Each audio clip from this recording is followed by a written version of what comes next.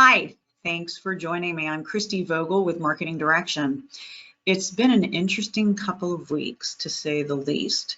And a lot of what we're hearing and also experiencing along with our prospects and our clients is that conferences are being canceled, trade shows are being canceled. And this is a crucial time. I mean, as we're coming into spring here, and it's a crucial time to be able to get in front of our prospects and our clients. I mean, some of our clients, this is the #1 way that they bring in new business every year, and now it's being canceled before their eyes. So how do you take control of basically an uncontrollable situation? I mean, we're all pretty frustrated. We're all kind of feeling a little uneasy because a lot of things are changing in the world that, quite frankly, we didn't expect. This was not in anyone's forecast that I know of anyway.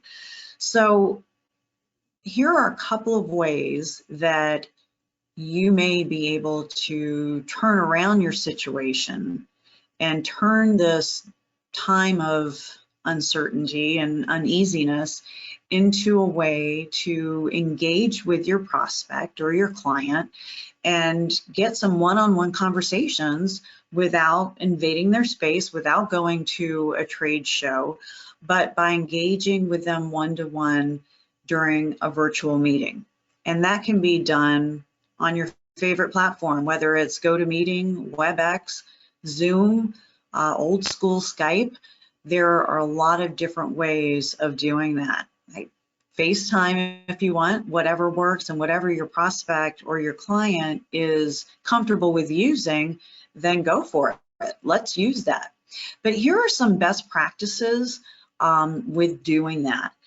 We do about 25% of our business development at Marketing Direction via GoToMeeting. That just happens to be our platform. Again, all of these best practices can be used on your platform of choice.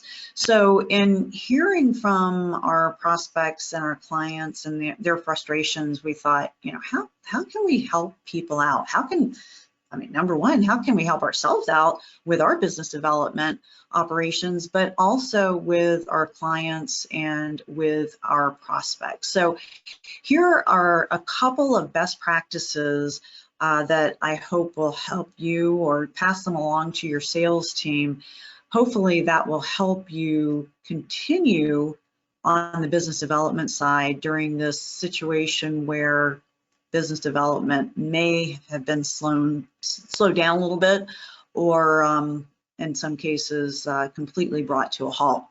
Now, disclaimer, in hearing all of this information and frustration out there, I quickly put this together for people as a resource. So there's not any editing going on with here. I kind of threw together this Prezi for you to see. So if you find any mistakes in it, you gotta give me a little forgiveness there, because I just wanted to get this out right now when it was timely, at a time where people could really possibly use it. So hopefully this will help you guys out in your business prospecting. So what we're going to talk about is, the basics. First of all, the meeting invite, the attire that you wear during your presentation, the background, what's behind you during your presentation, the waiting room, so what's going on while you're waiting, because as we know, our prospects are never on time. So what are we doing during that time to make the best use of our time and also to be ready to go when someone does finally pop on? Also, your webcam. This is probably the most important part of what I'm going to share with you today. So if you're going to fast forward to the webcam part of that. And then finally, talking about just another kind of old school tactic is your pointer and what to do with it and how to use that. So it really is okay to point, even though our parents told us otherwise. So let's jump right into this.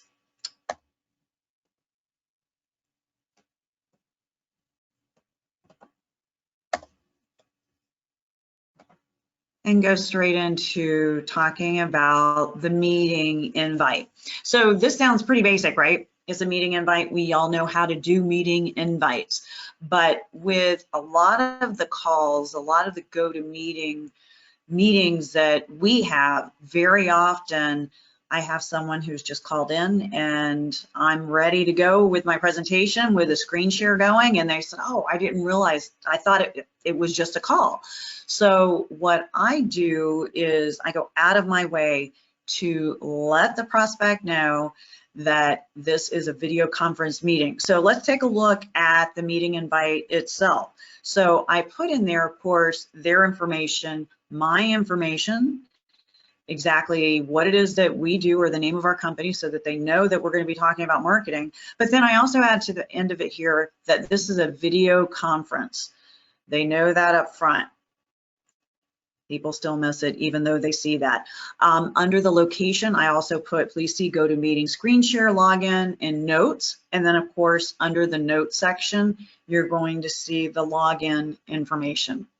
Now, you may be thinking, you know, conference call is just going to be a better way of going about things. Why go to the problem and the hassle of having a GoToMeeting or any kind of a webcam share?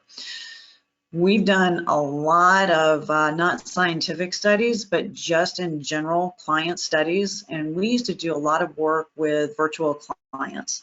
And those virtual clients where we had a webcam on, didn't matter if the client had the webcam on or not, but when we had the webcam on and the client was able to engage with us, we had a much higher retention rate.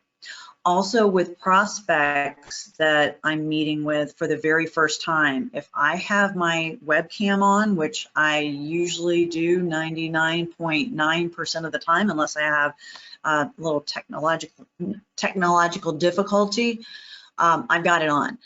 There is much more stickiness there, much more engagement based on having that webcam on. So anytime, even if you're in a car, not driving, but even if you're in a car, I have a lot of GoToMeetings where I'm in between face-to-face meetings. So I'm in my car. That's the only time I have to have my GoToMeeting.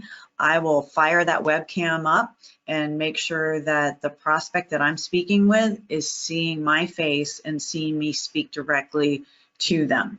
So very important versus a conference call. You may want to try it and track it and just see what your results are. Conference call versus a web call where you're actually showing your face. So attire, we're all adults here, we're all professionals. We know that we need to dress professionally. However, what a lot of people don't know, and I see this because I'm on a lot of webinars, is you need to make sure that you're wearing something that's not dancing off the screen or something that's clashing with the background behind you. So solid colors are usually the best way to go. Stay away from the checks, stay away from the herringbone, and make sure it's something that's easily digested by those who are watching you. You want them looking here, not looking at what the heck's going on with the jacket, okay? So nice and easy with that. Probably stuff you already knew with that, but it's worth mentioning anyway. So I mentioned that you don't want your foreground dancing around in front of your background. One of the biggest issues that I see is that people, when they are on their webcam, they have really no clue, I assume, what's going on in their background. The reason I think this is because if you look at their background, there's all kinds of things going on there, from just, you know, things that are a mess or things that don't make sense, or a memo that we probably shouldn't be seeing. So take a moment. I know with GoToMeeting, it kind of forces you to look at what you look like on your webcam, and then you can assess if everything going on in the background is fine. I know even with my desk here, sometimes I've got a stack of papers up here, and when I take a look at that, I think, oh, whoa, I got to clean that off, because I don't want people, when they're engaging with me, I want their eyes here and on the presentation of what I am talking to them about, what I'm trying to engage them with, what I'm trying to educate them on, what, quite frankly, what I'm trying to sell them on. So if I got stuff going on back here that they're kind of looking at and it's giving them an excuse to kind of fade off in the background and take a look at other things, then, you know, that's less engagement on you. So keep the background nice and clean, and make sure you know what it looks like behind you. Doesn't hurt to have a logo of your company or what it is that you're selling in the background, or maybe even a nice award that says how great you are in the background. That way you don't have to talk about it yourself. So make sure you take a look at that background before you start your presentation, and make sure that you keep it clean from time to time, because it changes on you without even thinking about it. So the waiting room, what I'm calling the waiting room is that if you're doing your webinars correctly or your web conferences correctly, you are on at least 5 minutes, probably 10 minutes is even better, before your scheduled appointment starts. That way you've got everything in place that you need to have in place. And then, as I'm finding on average, my prospect will probably log in between 2 to 5 minutes late after the fact. And that's okay. Don't get frustrated. Just expect that. But use that time for good to help you to prepare, because we're all running from meeting to meeting to meeting. We're not spending the amount of time that we really need to focus in and really do our homework before meeting with that client. So here are some things that we can be doing while we're waiting. Now, keep in mind, I have dual screens, so I can have one screen going that I'm looking at, or I can use my phone that the prospect isn't going to see when they log in. And don't count on knowing that they're logging in. Yes, on GoToMeeting and the other platforms, we do see when they're coming in, but you don't exactly know exactly when the audio's on and when they're actually seeing. So don't assume, just play it safe with that. But before any of that happens, make sure you're turning off your email pop-ups. They don't need to see your emails that are coming in. Again, it's a distraction. If you're seeing it, they're seeing it, you're probably distracted, they're probably distracted with that. So just turn all of that off. Already have your beginning slide up and ready to go, so that once they're up, you're not scrambling to pull that up. It's a great opportunity to take a look at them on LinkedIn so that you can talk about things that you may have in common.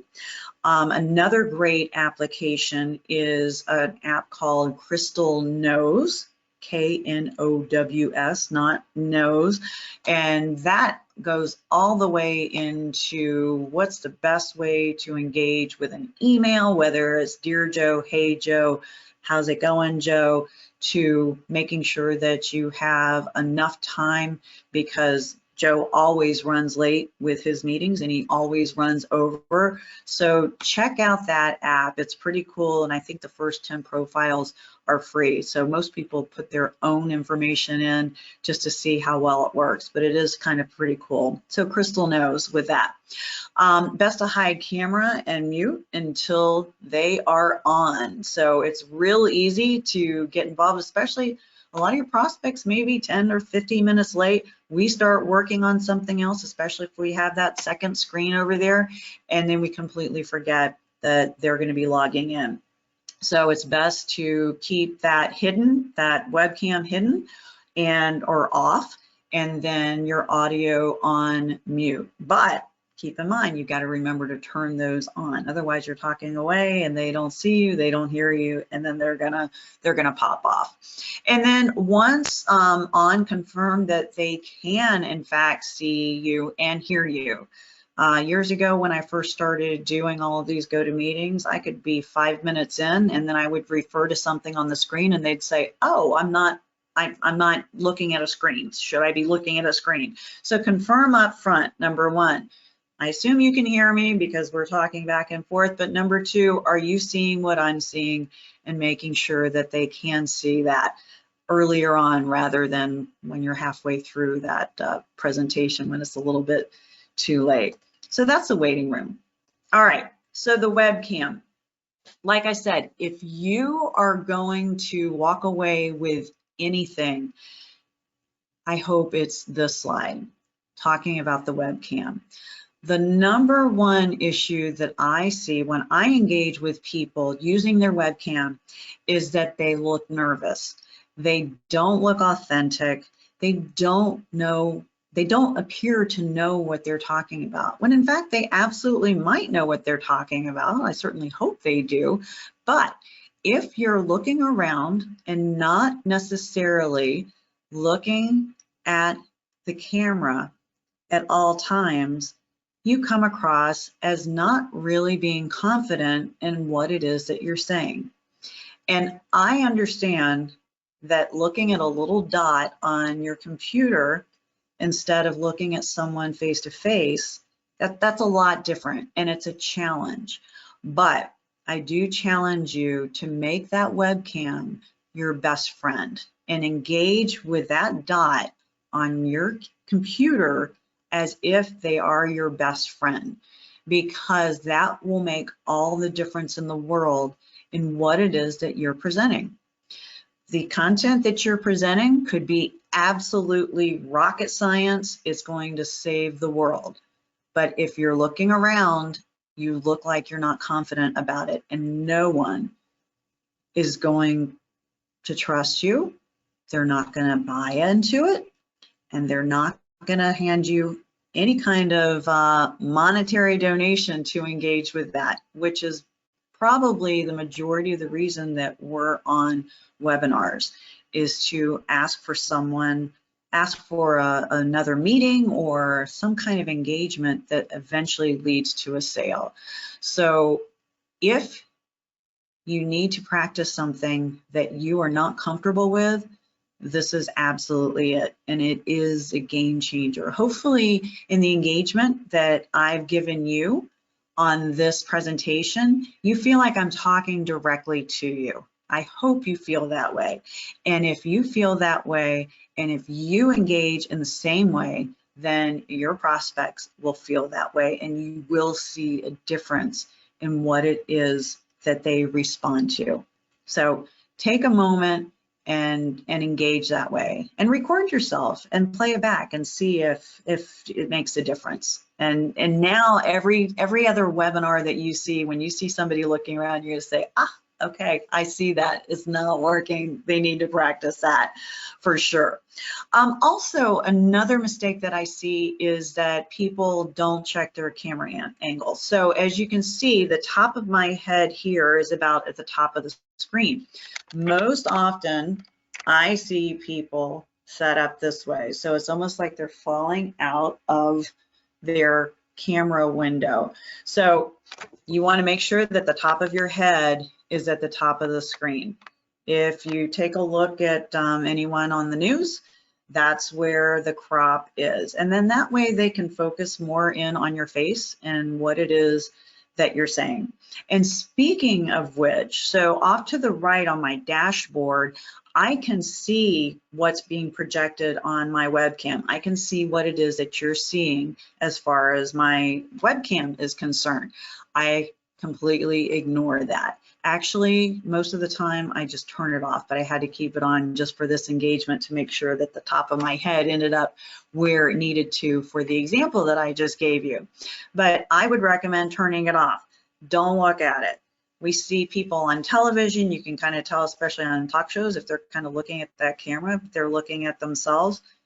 Again, it's not authentic, and it doesn't look like that they are speaking to you. So turn that off. Honestly, I used to try to, on the rare occasion that a prospect would turn on their webcam, and again, it's not about them turning on their webcam, it's a nice to have, but it's about them seeing you and engaging with you. But even if they do turn on their webcam, I tend to not look at it, because even when I bring up their webcam image close to where my webcam is, I'm still, even if it's close, I'm still looking down a little bit. And so I still get that shifty eye look. So If it's in a case where there's dead silence, which very often we have dead silence when we're offering something and here's the price for it and we're not hearing anything, of course, I'm going to take a look at that and see if they're saying, that sounds good, or oh my gosh, are you kidding me? So I will take a look at it for that reasoning. But for the most part, I am looking at that webcam. My best buddy, and should be yours as well. So look at that webcam for sure. All right, so last and almost certainly not least, use your pointer.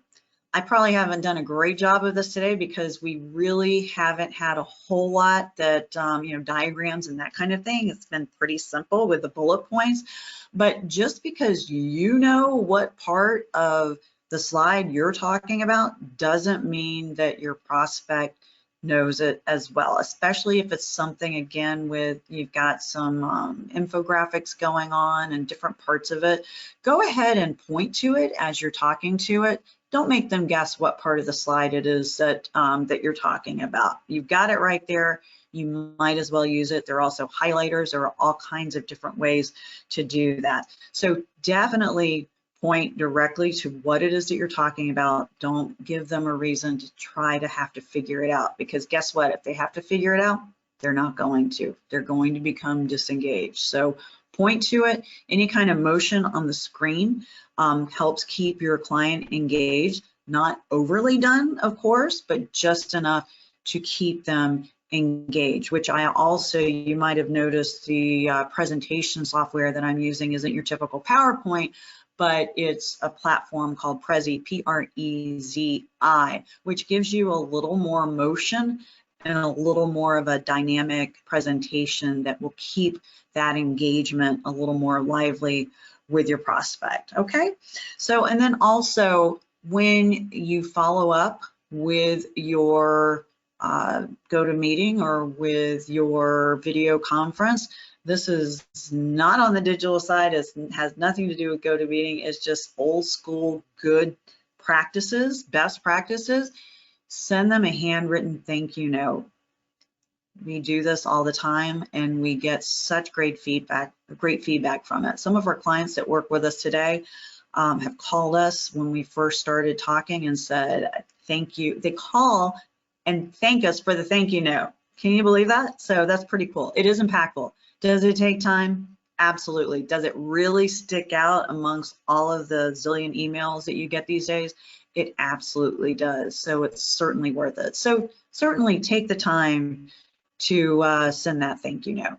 So that's all I've got for today. I know you're busy, so I wanted to keep it somewhat short. I hope you got at least 2 takeaways from this, but please share this with your sales team, and I hope that it helps to bridge the gap between now and until things get a little bit close to what we like to call normal in the areas of conferences and trade shows. And certainly if you have additional questions, please give me a holler. I'm at cvogel@marketingdirection.com. You can find my information also on our website at marketingdirection.com.